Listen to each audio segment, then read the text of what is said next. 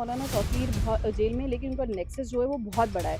वो कहीं भी चले जाएँ, लेकिन मुझे लगता है कि वो खामोश या किसी तरीके से इनएक्टिव नहीं हो सकते हैं। तो मुझे लगता है कि उनके जो चाहने वाले हैं वो बार-बार मुझे उनके नाम पे टारगेट कर रहे हैं।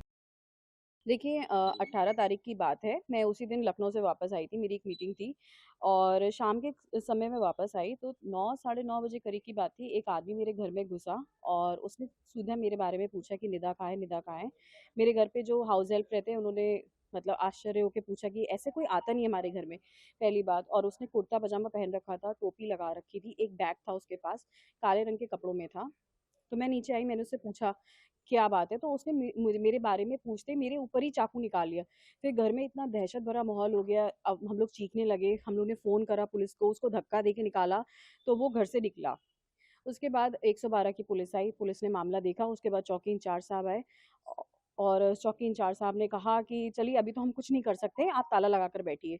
दूसरा दिन लगा, मैंने अपनी जो एप्लीकेशन थी वो देने गई, लेकिन कोई ऑफ़िसर अवेलेबल नहीं था, तो मैंने एक्स पे पोस्ट करा।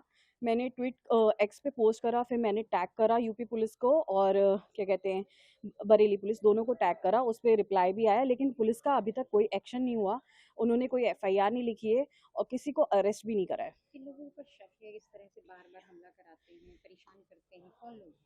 देखिए, बहुत टाइम से मेरा मामला चल रहा है मेरे हस्बैंड से, जो दरगाह अल-हज़रत से बिलॉन्ग करते हैं। लेकिन 26 सितंबर से बात करें तो उससे पहले से मैं वीडियो बनाती आई हूँ तौकीर मियाँ के अगेंस्ट। उसके बाद भी मैंने बहुत सारी वीडियो बनाई है। लेकिन वो लगातार, मुझे लगता है कि जब से मैं उनके ऊपर बात करना शुरू करी, लोग मेरे घर पे आके मुझे धमकी दे के जाते हैं। मेरे सिक्योरिटी के सामने मुझे धमकी दे देते हैं। ठीक है? तो मुझे लगता है कि कहीं न कहीं तौकीर मियाँ का ही हाथ है, क्योंकि जब मैंने लास्ट टाइम उनके ऊपर बात करी थी, बहुत सारी डिबेट शोज़ भी करे थे, तो मुझे लगता है उसके बाद मैं बहुत ज़्यादा टारगेट होती हूँ।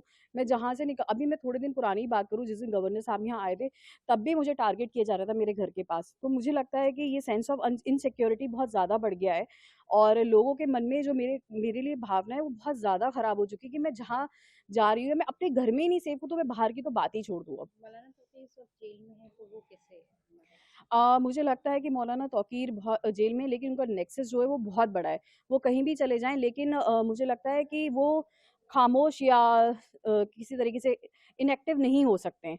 तो मुझे लगता है कि उनके जो चाहने वाले हैं वो बार-बार मुझे उनके नाम पे टारगेट कर रहे हैं। पुलिस क्यों टाल रही है? देखिए, पुलिस की तो प्रतिक्रिया हमेशा शुरू से ही खराब रही है। इन 10 साल के रिकॉर्ड में ले लीजिए, उन्होंने कभी उनके ऊपर सीधे-सीधे एफआईआर नहीं करा है और कोशिश करी है हमेशा एफआईआर लगाने की। 16 एफआईआर है मेरी थ्रेड की, आज तक किसी को पकड़ नहीं पाई। पकड़ती है तो पागल घोषित कर देती है। मुकदमे ट्रायल पे पहुँच गए। मेरे ऊपर जब फतवा लगा तब उन्होंने किसी को अरेस्ट नहीं करा, जबकि उन्होंने एक प्रेस कॉन्फ्रेंस बुला के दिया था। तो आप देख सकते हैं कि पुलिस का कितना ही बेकार रोल रहा है। सरकार से क्या डिमांड कर रही हैं?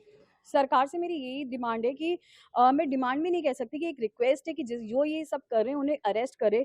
उनसे पूछे कि वो किसके कहने पे ये सब कह रहे हैं और कर रहे हैं। किसी के घर में घुस के चाकू दिखाना मुझे लगता है कोई छोटी बात नहीं है। बहुत ही बड़ी बात है कि आप घर में रह रहे हैं, उसके बाद भी आप सेफ नहीं है, तो कहाँ जाके सेफ होंगे?